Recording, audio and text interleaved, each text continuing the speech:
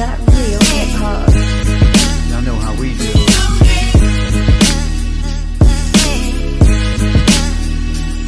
You're listening to Philly Zone, Matthias, aka Mr. 16 Bars, that real hip hop.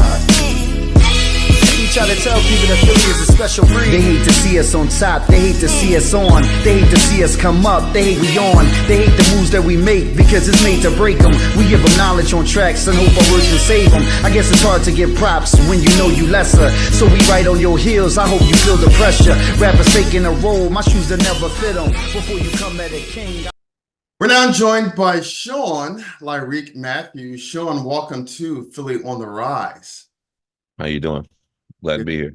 Good to have you, man. Definitely glad to have you. So you are out of Detroit. You are a producer, director, music supervisor. Did I leave anything out? Yeah, singer, songwriter, actor. Yeah, I actually got my start in the music industry working with some of the top names out there. So Yeah, we're definitely going to visit those top names. But let's talk about some of the projects you're involved in. You're involved in 2 or 3 different projects from a directorial standpoint, but specifically Higher and Higher. Tell us a little bit about that project.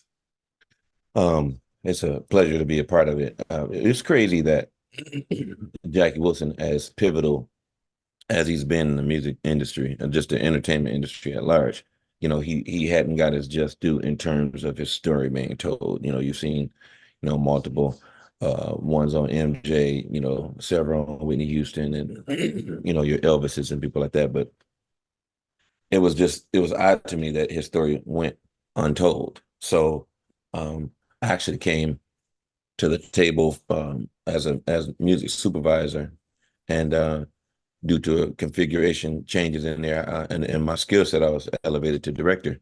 And so I actually, it was music supervisor and casting director, starting off at first. And so, you know, so I casted it, directed it. This project is just amazing. I love being a part of it due to the historic nature even. Of course. And you talk about your musical exploits. Your career spans over 20 years, and you are 2 times gold certified. Yes, sir. Yes, sir.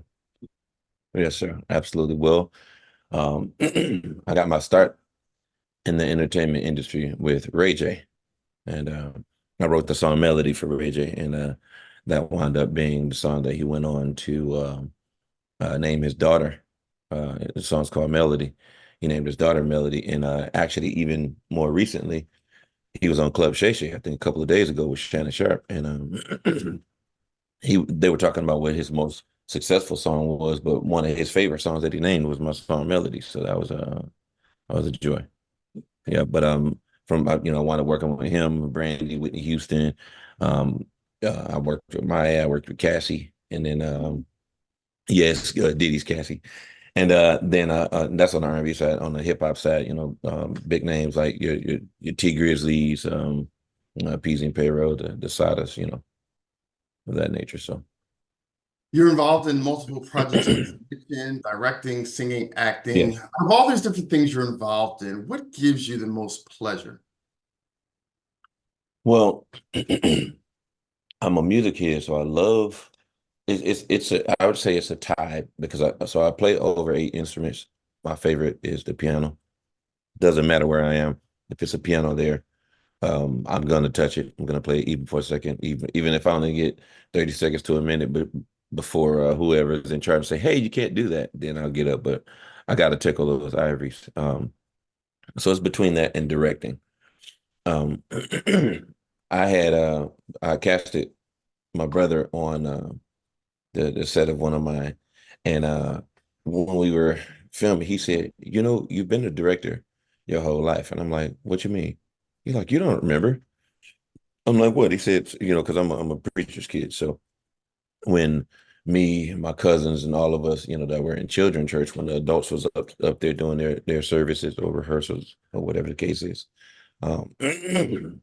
I'd randomly in the basement with the kids be like, okay, so you're Michelangelo, you're Leonardo, you're Donatello, you're Raphael, you're Little Splinter. Teenage Mutant Ninja Turtles going on here. Yeah, like literally And then I'd say, you guys are the foot soldiers and you're Shredder. And what's going to happen is y'all going to fight. You're going to beat them up. And then Shredder's going to come down and wipe y'all out. And then Splinter's going to come save and boom. And I'd be like, y'all got it and go. And I'd sit there and watch them do it. So I'd have to say directing takes me back to my roots, a root that I didn't even know was my root, really. And I didn't go to school, no film school, no nothing. Like, this is all of my stuff is God-given talent, which is one of the reasons why I'm so humble, because yeah, no one taught me how to sing, no one taught me how to play any instruments. I didn't go to film school, any of that, acting school, nothing. And then the first thing that I ever acted in, 2016, I acted in a movie called Redeemer.